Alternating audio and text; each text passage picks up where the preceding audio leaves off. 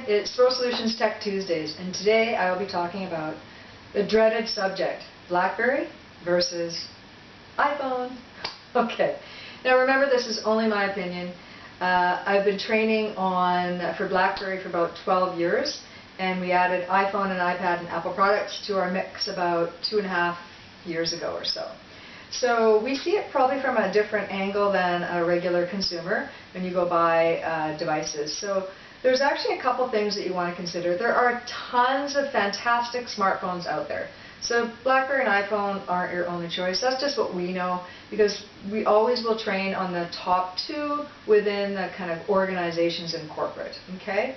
So what you want to look at, one thing is touchscreen. Okay? Do you want a touchscreen, and do you like a touchscreen? Because that's what an iPhone has, is touchscreen, and BlackBerry has some other options. They have touchscreen as well as a full keyboard.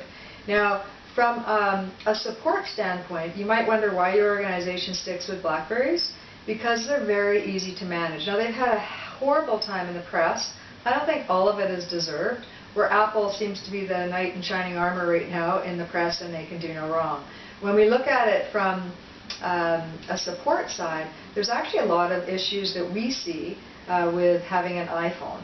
Now, we see some multiple entries in the contacts, mess-ups with the iCloud, also some issues with the calendar, also emails disappearing, as well as calendar entries disappearing. We see it a lot, actually, so it's quite interesting to see that, and it's not in the press, because I find it a little bit interesting. And really, BlackBerries are very robust, and I don't see issues like that with them. However, when you're talking about apples to BlackBerries, apples to oranges, it is interesting as well that where the Apple shines is apps. Okay? There's a ton of apps. You may have to pay for them, but there are a ton of apps. There's also some things that you may not know that actually BlackBerry has a lot of stuff that comes natively, where the iPhone you have to go purchase it or buy, get a free download depending on what you're looking at. Okay, so it's interesting, like the QR code, which we'll talk about in another Tech Tuesday, so stay tuned for that. But QR codes are actually natively on your BlackBerry, and it's actually, if you didn't know this, it's under the App World. I don't know, it's this funny location, but go into App World and then you can say, use the QR code, which is the barcode scanner. Okay?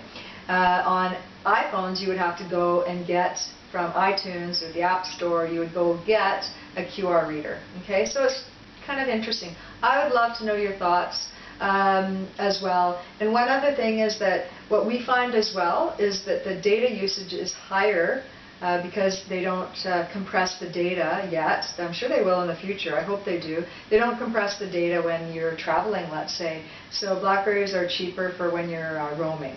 Okay? So remember that. Love to hear your thoughts on that. But BlackBerry versus iPhone, it's an interesting topic, and it really depends on your needs. So check us out. My name is Darci LaRocque. Don't forget to subscribe to this YouTube channel, like us below, check us out on Facebook, email us with your technology questions, and maybe yours will show up on Tech Tuesday.